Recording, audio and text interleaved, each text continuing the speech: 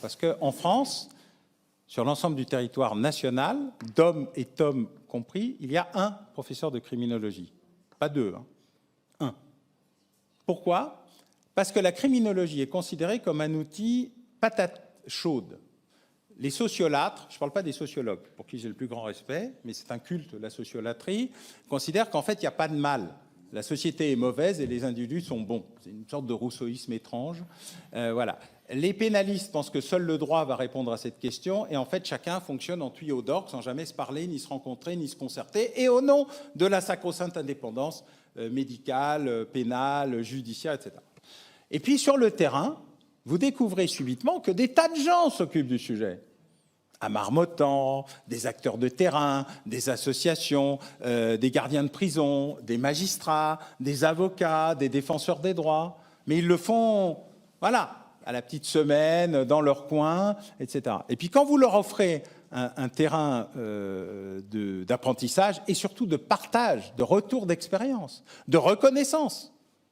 Voilà, moi j'ai 330 étudiants cette année, j'en ai pas deux. Je n'ai pas qu'un doctorat résiduel pour répressif extrémiste. Donc pourquoi? Parce qu'il y a une extraordinaire demande. Et mes étudiants, ils sont très sociaux, très médicaux, très pénaux, très policiers, très magistrats, très avocats, très défenseurs des droits, très journalistes, parce qu'ils ont besoin d'apprendre et de partager et de comprendre. Et donc les espaces existent paradoxalement. Les populations concernées existent parce que ça sera beaucoup plus de formation permanente, d'accompagnement supplémentaire à ce qu'ils savent déjà faire, ce qu'ils ressentent sur le terrain, que de formation initiale. Mais le jour où on créera de la formation initiale, vous aurez des centaines de candidats. Après, il faudra créer des supports d'emploi.